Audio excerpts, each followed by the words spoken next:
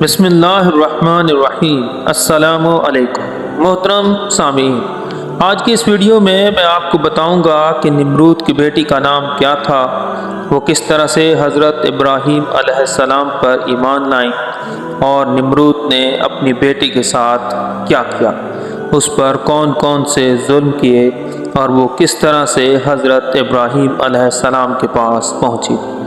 میں آپ کو اس ویڈیو میں یہ بھی بتاؤں گا کہ نمرود کی حکومت کتنی بڑی تھی کہ اللہ تعالیٰ نے قرآن مجید میں بھی اس کا ذکر کیا ہے۔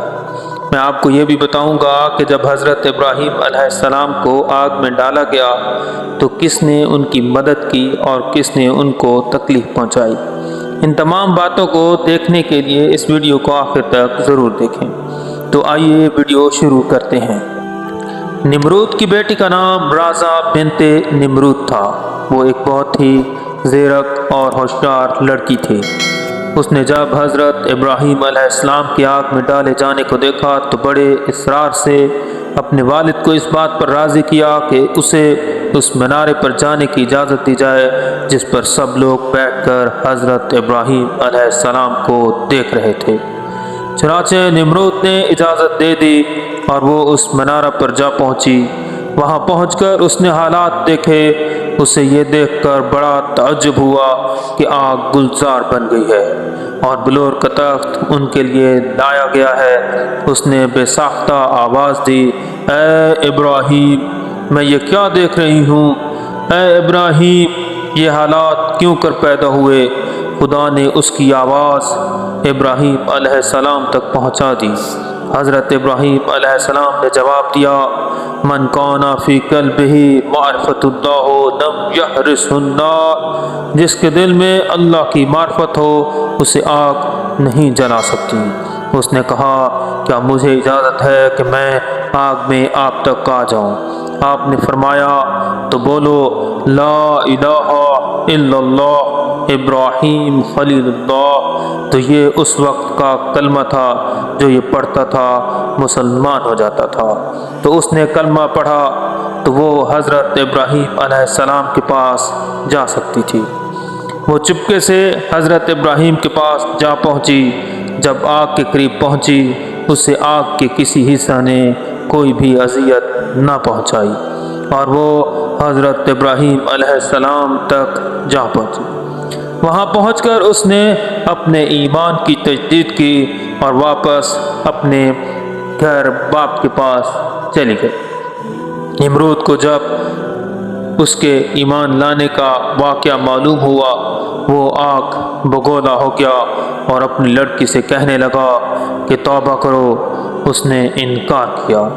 پھر اس نے تخویف کی اور ڈرایا مگر اس نے پرواہ نہ کی۔ نمرود جب اسے سمجھانے سے عاجز ہو گیا تو اس نے جلادوں کے حوالے کر دیا۔ جلادوں نے اسے دھوپ میں لٹا کر اس کے ہاتھ اور پاؤں میں میخ ٹھونک دی۔ ادھر جلادوں نے اسے سزا دی، ادھر خدا نے حضرت جبرائیل علیہ السلام کو حکم دیا کہ میری کنیز کو وہاں سے تندرست کر کے حضرت ابراہیم علیہ السلام تک پہنچا دو۔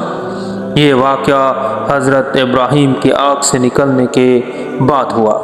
حضرت جبرائیل علیہ السلام نے رازا بنت نمرود کو حضرت ابراہیم کی خدمت میں پہنچا دیا، چنانچہ وہ انہی کے پاس رہی۔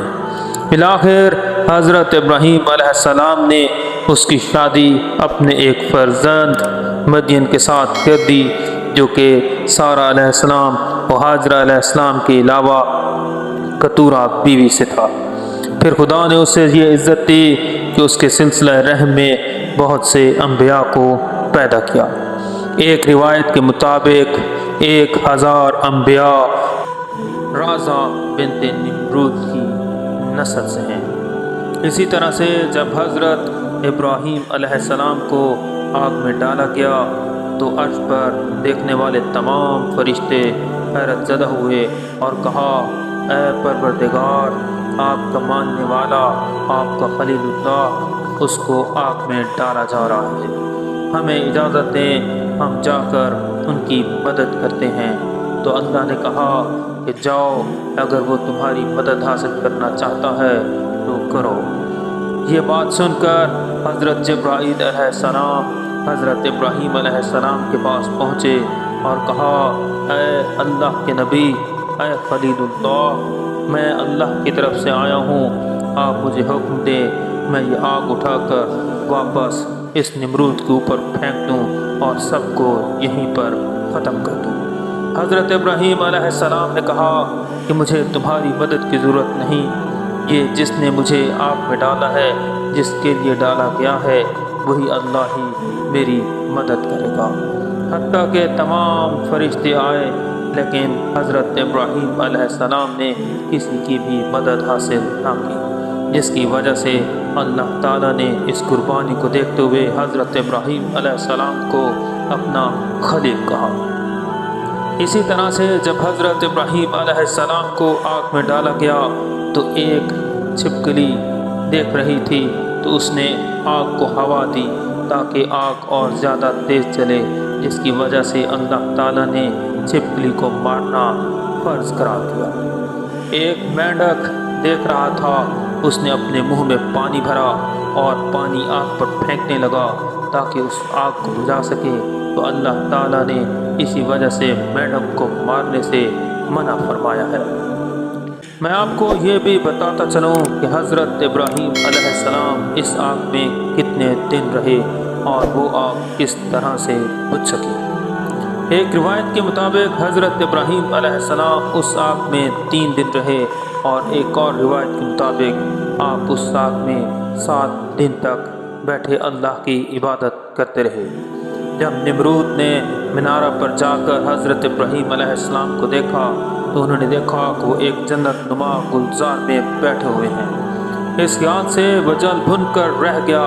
جب اس نے انہیں اس حال میں دیکھا تو متعجب بھی ہوا اور متوحش بھی، کیونکہ اسے یہ خیال پیدا ہوا کہ اب جب کہ یہ آگ نہیں جلا سکی اور آپ صحیح و سالم برآمد ہوں گے تو لازماً میرے لیے اور زیادہ مضر ثابت ہوں گے۔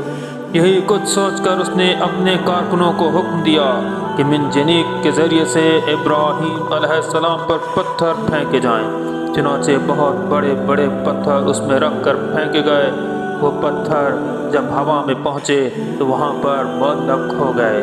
اللہ کے حکم سے ان پتھروں سے بارش برسنے لگی، اور وہ حصہ جو گلزار بنا ہوا تھا اس کے علاوہ جو آگ پھیلی ہوئی تھی اس پر پانی برسنے لگا، جس کی وجہ سے وہ اتنی بڑی آگ فوراً ہی بجھ کر گلزار ہو گئی۔ تو اس طرح سے حضرت ابراہیم علیہ السلام اس آگ سے آسانی سے باہر آ گئے۔ میں آپ کو یہ بھی بتاتا چلوں کہ نمرود کی حکومت کتنی بڑی تھی۔ ایک روایت کے مطابق یہ نمرود پوری دنیا پر حکومت کرتا تھا۔ اس کے پاس جتنی بھی روئے زمین پر جگہ تھی، جتنے بھی لوگ تھے، وہ سب کا بادشاہ بنا ہوا تھا۔ اس نمرود کا کیا انجام ہوا، اس کو دیکھنے کے لیے میری بنائی گئی دوسری ویڈیو کا انتظار کریں۔ جتنے بھی لوگ اب اس ویڈیو کو دیکھ رہے ہیں، برائے مہربانی میرے چینل کو سبسکرائب کر دیں اور بیل آئیکن کو دبا دیں تاکہ میری آنے والی ہر نئی ویڈیو آپ تک پہنچ سکے۔ اور کمنٹس کرنا ہرگز نہ بھولیں، اور کمنٹس میں رائے دیں کہ میری ویڈیو آپ کو کیسے لگی۔ اگر کسی اور ٹاپک پر آپ ویڈیو دیکھنا چاہتے ہیں تو اس کو کمنٹس میں ضرور بتائیں، میں اس پر ویڈیو ضرور بناؤں گا۔ ویڈیو کو لائک اور شیئر کرنا ہرگز نہ بھولیں۔ وعلیکم السلام ورحمۃ اللہ وبرکاتہ۔